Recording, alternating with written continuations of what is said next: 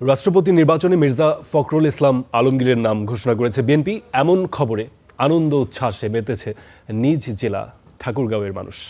এই বিষয়ে আরও বিস্তারিত জানাতে যুক্ত হচ্ছেন সহকর্মী রবিউল এহসান রিপন। রিপন, ঠাকুরগাঁওবাসী নিশ্চয়ই আজ আবেগপ্রবণ। দীর্ঘদিন পর উত্তরবঙ্গ থেকেও একজন রাষ্ট্রপতি হতে যাচ্ছেন। কি চিত্র দেখছেন সেখানে? জি, ধন্যবাদ আপনাকে একটু জানিয়ে রাখি যে সকল জল্পনা কল্পনা অবসান ঘটিয়ে কিন্তু কিছুক্ষণ আগেই কিন্তু বিএনপির পক্ষ থেকে যে মনোনয়ন দেওয়া হয়েছে মির্জা ফখরুল ইসলাম আলমগীরকে, এবং তারপরে কিন্তু আমাদের ঠাকুরগাঁও জেলায় কিন্তু আমরা যেটি লক্ষ্য করেছি যে ঠাকুরগাঁও একটা আনন্দের বন্যা কিন্তু বয়ে গিয়েছে এবং সকলের মাঝে কিন্তু একটা উল্লাস বিরাজ করছে।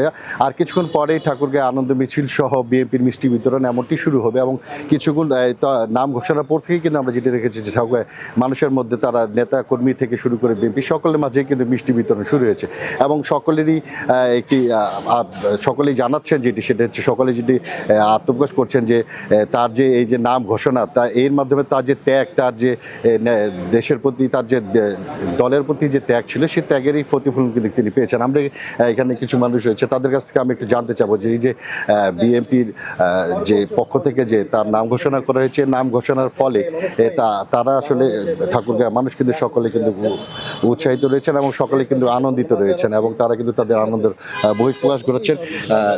আপনি অসংখ্য ধন্যবাদ।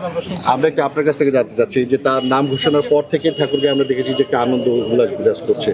আপনাদের মধ্যে আসলে কেমন আনন্দ? আমরা ঠাকুরগাঁওবাসী হিসাবে গর্বিত, আনন্দিত। যেই আনন্দ আসলে ভাষায় প্রকাশ করা যাবে না, এটা আমাদের মনের মধ্যেই আছে। আল্লাহ তাআলা তাকে এত বড় সম্মান দিয়েছেন, এটা ওনার প্রাপ্য। আল্লাহ তাআলা তাকে দিয়েছেন। বাংলাদেশের 23তম রাষ্ট্রপতি হিসেবে উনি শপথ গ্রহণ করবেন খুব শীঘ্রই। এর মধ্যেই উনি মনোনয়নপত্র পেয়েছেন বাংলাদেশ জাতীয়তাবাদী দল থেকে। ওনার রাজনৈতিক কেরিয়ারে উনি অনেক কষ্ট করেছেন, অনেকবার জেল খেটেছেন। এতদিন পরে ওনাকে আমরা এমন এক জায়গায় দেখছি যেটা আমরা সত্যি ভাষায় প্রকাশ করতে পারবো না।